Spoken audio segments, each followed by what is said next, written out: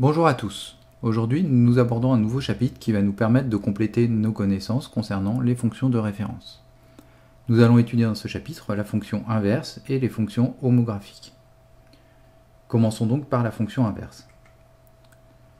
La fonction inverse est une fonction f définie sur R étoile à valeur dans R qui à tout nombre x associe son inverse 1 sur x. La fonction f est bien sûr définie sur R étoile et non pas sur R tout entier, puisque nous ne pouvons prendre l'inverse du nombre 0. La courbe représentative de cette fonction est appelée une hyperbole. Nous pouvons en avoir un aperçu sur le graphique ci-dessous.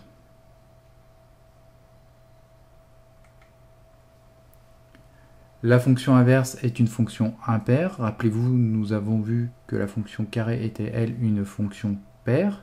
C'est-à-dire que pour tout nombre x, on avait f de x est égal à f de moins x.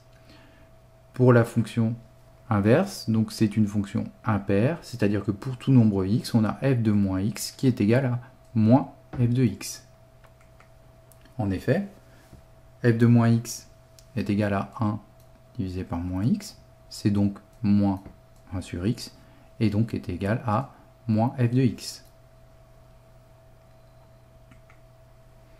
Une fonction impaire, elle, sera caractérisée par une courbe symétrique par rapport à l'origine du repère. Si nous revenons sur la représentation graphique précédente, nous remarquons que cette partie-là de la courbe est symétrique de celle-ci par rapport à l'origine O.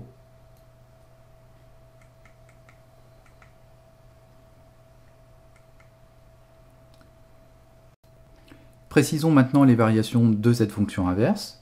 Donc, comme nous pouvons le constater sur le graphique précédent, la fonction inverse sera décroissante sur l'intervalle moins l'infini 0, puis décroissante sur l'intervalle 0 plus l'infini.